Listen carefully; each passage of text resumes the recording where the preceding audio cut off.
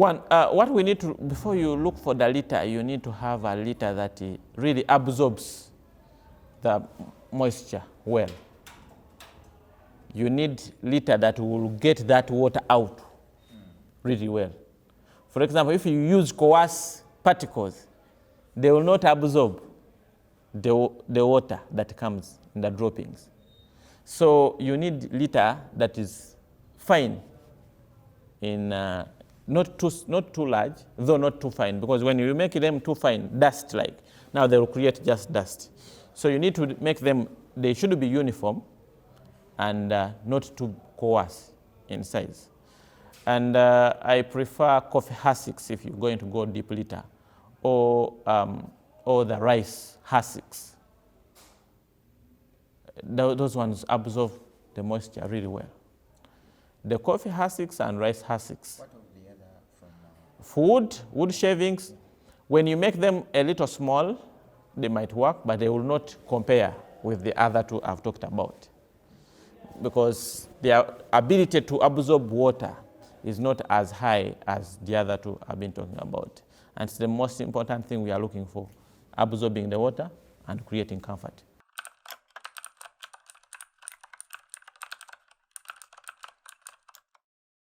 Actually, for broilers, for example, if your litter is managed well, the litter you've used from day one will go up to the last. You will not need to change. Why people keep changing litter is because it has become damp, and because of the other management issues that made it failing to remain dry.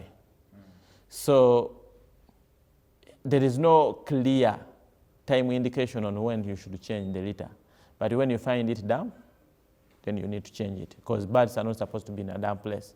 However, if you manage all the other factors well, you don't need to change that litter for broilers.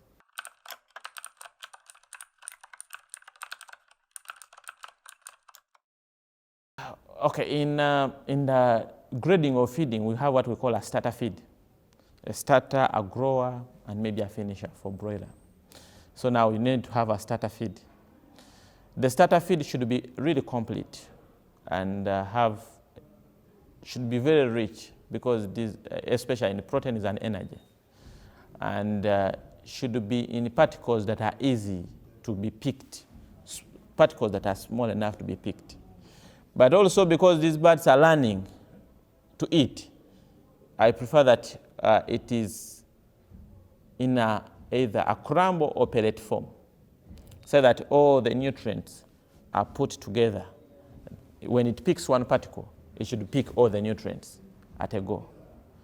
And it is really complicated to make a high protein pellet, because making the pellet also requires some level of heat to put the pellet together. So it requires a highly sophisticated technology to make some of these feeds. And I prefer that you use the Galdas, either layer or broiler. For broiler, you use the Galdas broiler feed, and for the layer, you'll use the Galdas layer feed. You will not regret, and I want to assure you, if you have the right breed and the right beginning weight, you will have a minimum of 180 grams at day 7. But we have seen even 200 grams. And what I want to assure people is that the higher the weight you get at day 7, the better the rest of the performance. So you need to target. And we have heard of people thinking maybe if they gain a lot of weight, they might get issues in the first week. It is not, because most of the growth in the first week is actually organic growth. Most of the organs are growing, the intestines are growing, the kidneys are growing. So the bigger they grow in the first 7 days, the more efficient they will be. And so you need to make sure they gain as much weight as possible in the first 7 days. In fact, there is almost no fat formation. The fat formation in the first days of the birds are low. And in most of the animals, the fat formation in the first days, if the feed is good, are low.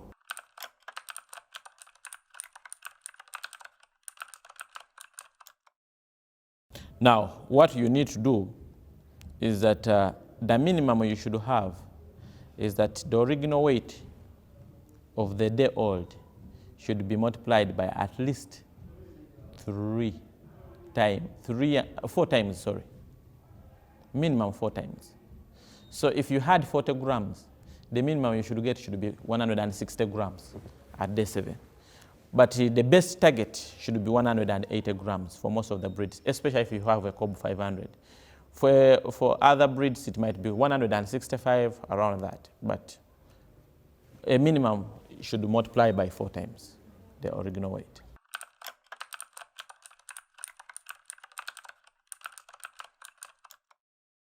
You would rather not give birds feed, but give them water. Birds can survive without food, without feeds, but they can hardly survive without water. That's how important water is. So if for you think of giving only feed and you forget water, the body is a very high percentage of water, even your body, our bodies. So if birds are not given water, then growth is not going to be there. They can even die because most of the cells have water. So they will get dehydrated and die. But also the cooling, water helps in cooling the body. And so you need the water. But also if for example, what we feed is always dry food. If there is no water, chances are high that this feed will not be digested as well. So water is that important that has to be given. And when it's given, it should be given in the right quantities and the right quality. It should, because water can also be a problem if it's not of good quality. If water is not clean and free of bacteria, then you are bound to cause more harm than good by introducing that water. So we need clean water and plenty of water and water that is not hot. So when you're constructing the house, you should put that into consideration that my tanks have to have a shield away from heat so that the water does not heat up. And cold one? Too much cold, not good, even for us, by the way. We think too much cold water is good. Room temperature water is the best water to give to birds, to give to us.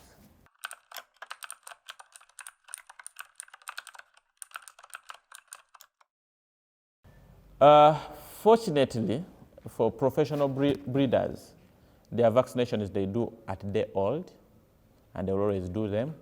What you need to be sure is you need to cross-check with the breeder that they have done them.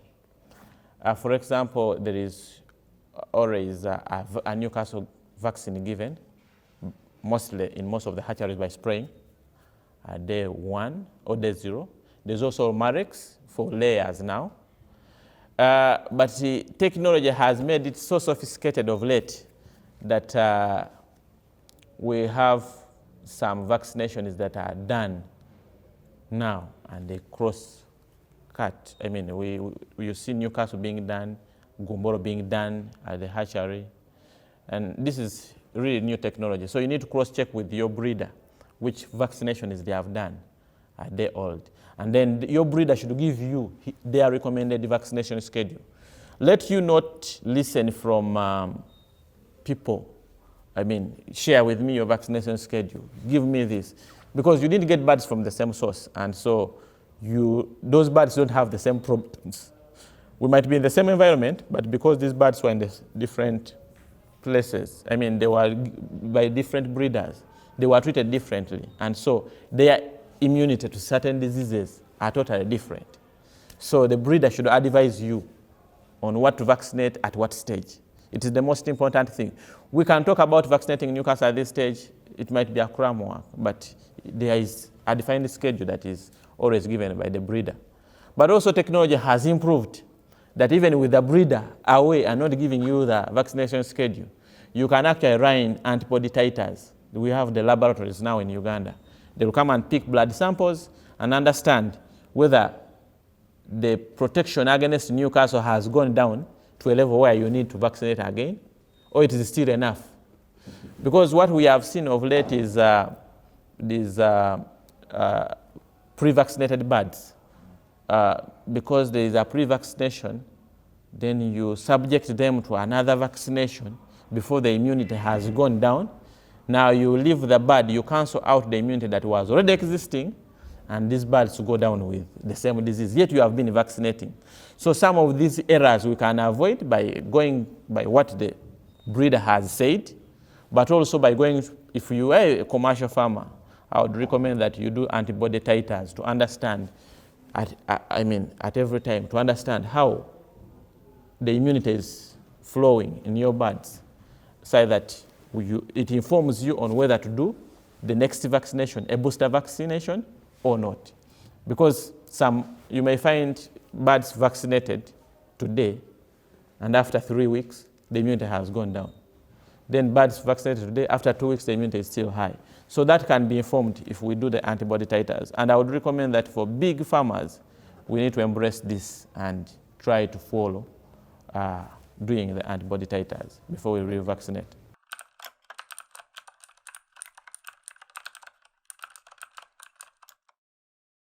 We are missing out, actually. There is a very big problem with marketing. Our farmers have learned how to produce, and we are getting there. I don't want to say we are there, but we are missing out on the link to marketing.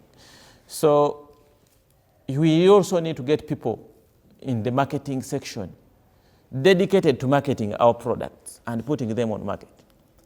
We need to introduce, our products and place them. How do we, introduce them to the market, different from what others are giving? But also, it is actually funny that you will find a farmer who does broilers, but goes to buy beef and forgets to eat the broilers. Yet chicken meat is the cheapest meat. We are the first market, and our people around us. Let us encourage as many people as possible to eat chicken, to eat eggs. There's nothing as healthy as eating chicken and the chicken products.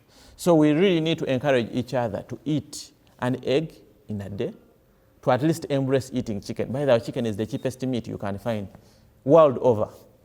Chicken is the cheapest. And I keep wondering why we're not embracing eating chicken. So the missing link has been us farmers thinking the market is there without even introducing the people around us to become our own market. I think we need to look at that.